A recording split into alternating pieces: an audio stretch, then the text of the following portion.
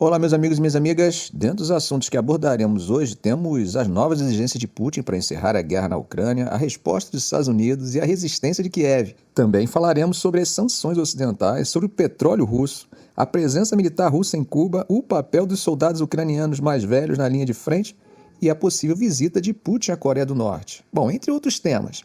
Iniciamos falando sobre as exigências de Putin para que haja paz perene na Ucrânia. Isso mesmo, o presidente Vladimir Putin apresentou novas demandas para encerrar a guerra na Ucrânia. Ele quer que Kiev ceda mais território, retire suas tropas para dentro do país e abandone sua candidatura à OTAN.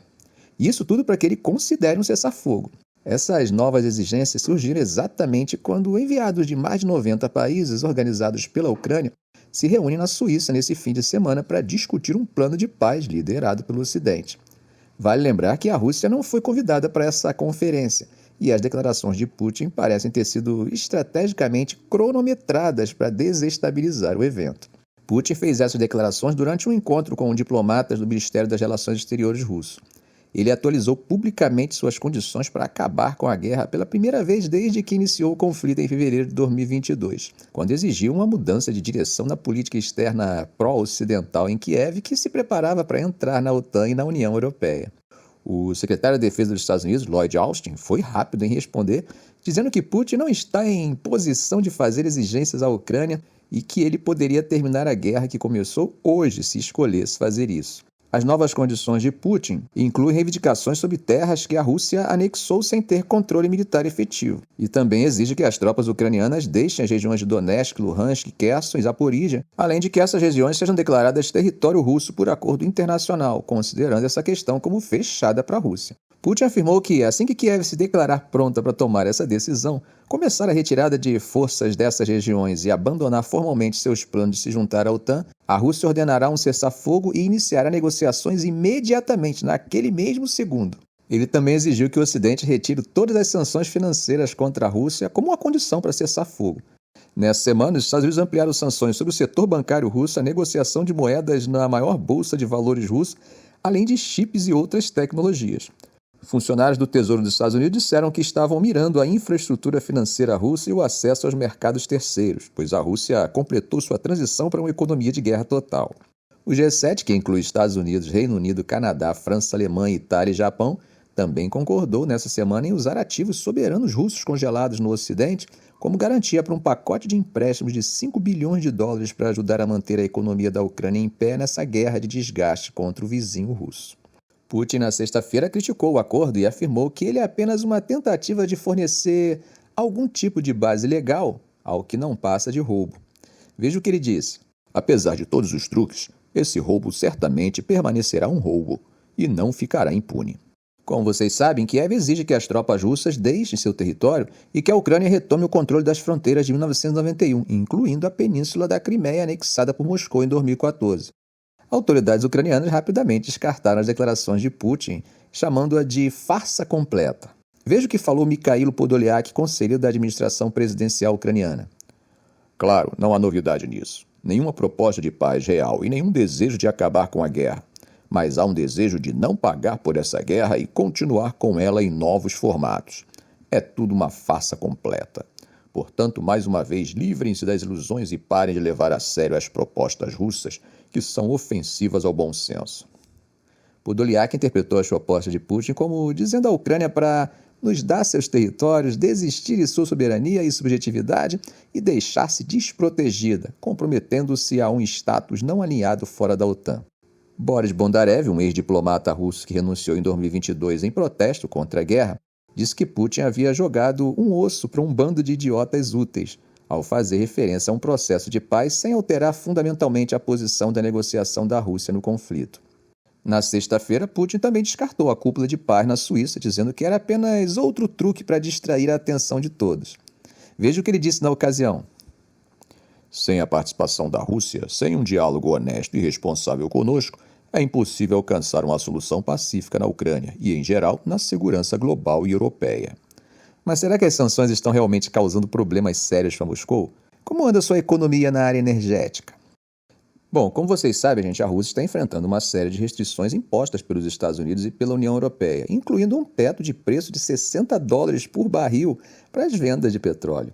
Isso significa que transportadores e seguradoras ocidentais só podem participar do comércio de petróleo russo se o preço estiver abaixo desse limite. No entanto, apesar dessas sanções, os exportadores russos estão cobrando mais pelo petróleo no importante mercado indiano do que em qualquer outro momento desde o início da guerra. O aumento no número de intermediários e transportadores tem enfraquecido o impacto das sanções ocidentais sobre Moscou. Desde o início do conflito, os exportadores russos tiveram que oferecer descontos bem gordos para incentivar as empresas de transporte e comerciantes a moverem seu petróleo enfrentando o risco das sanções. Recentemente, os exportadores russos fecharam acordos para vender seu petróleo para refinarias indianas com desconto de 3 a 3 dólares e 50 centavos por barril, em relação ao Brent, que é a referência global. Esse é o menor desconto desde que a Reuters começou a monitorar os preços do petróleo russo na Índia no início de 2023, quando o desconto chegava a 20 dólares por barril. Como vocês já perceberam, as transações estão sendo feitas acima do teto de preço, já que o Brent está sendo negociado a cerca de 82 dólares por barril. Mas, claro, isso também depende dos custos de frete.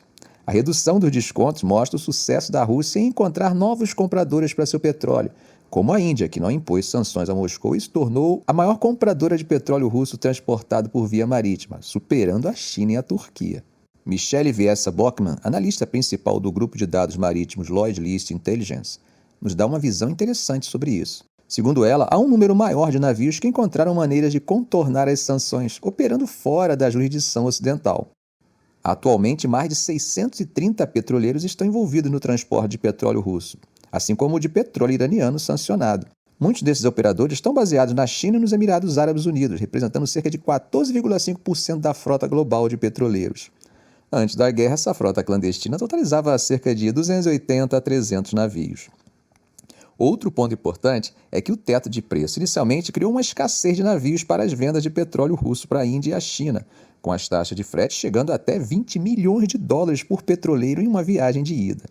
No entanto, os custos de frete para transporte de petróleo russo para a Índia caíram para cerca de 5 a 5,5 milhões de dólares em julho, quase voltando aos níveis pré-guerra.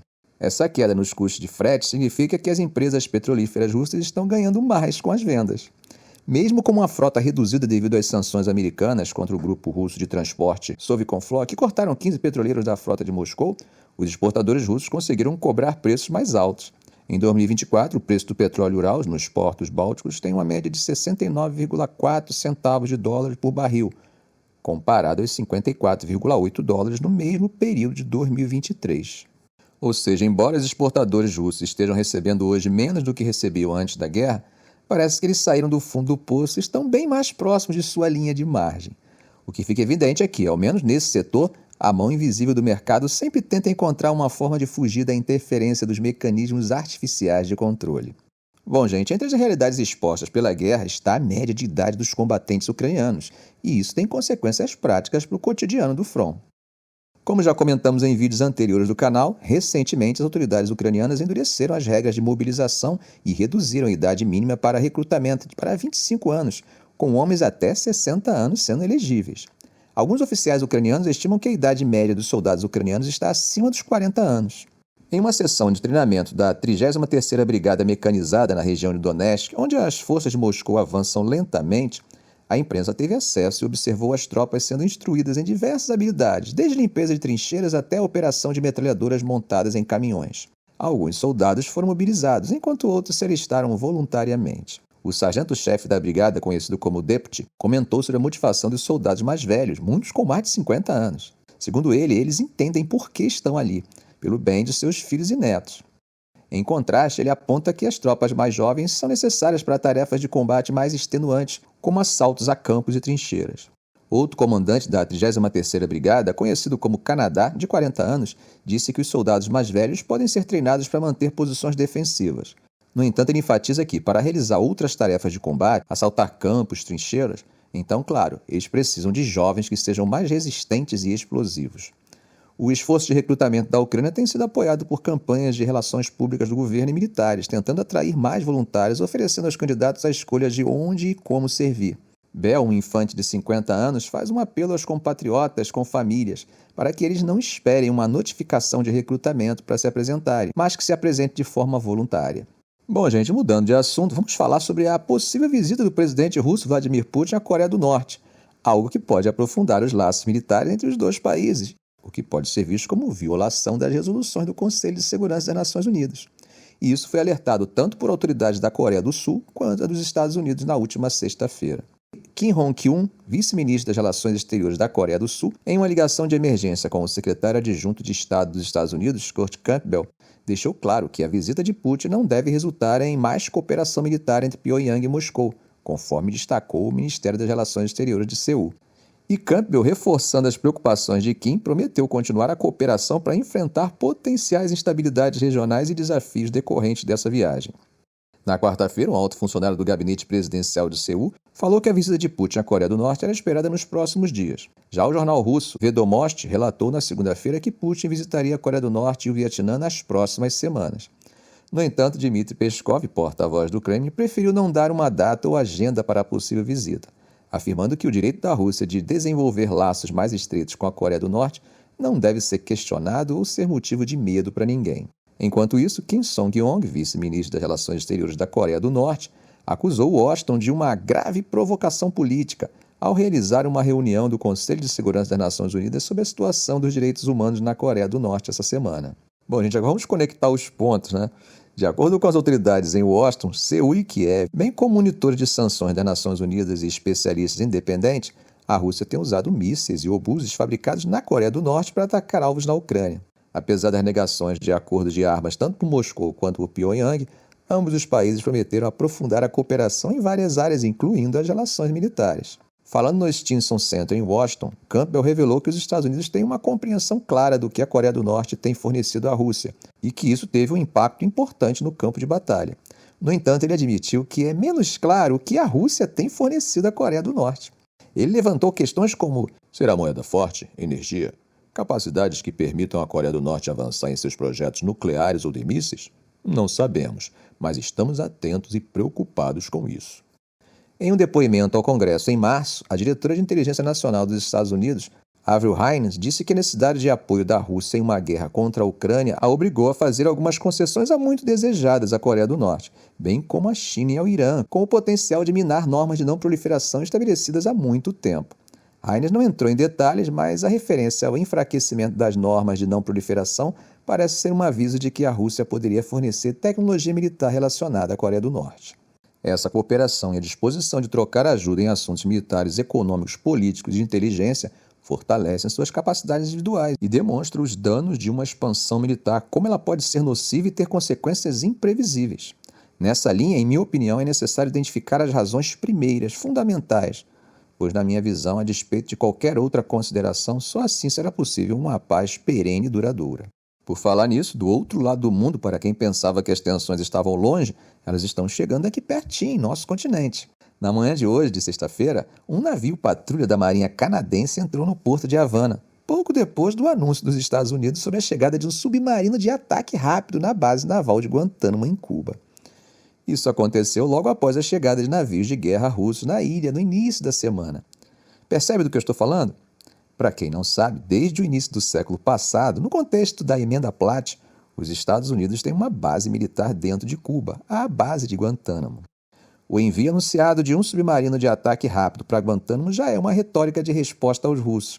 A chegada do navio de patrulha canadense reforça ainda mais essa resposta. E claro, em uma situação como essa, por mais que seja anunciado um exercício, pode causar uma escalada das tensões.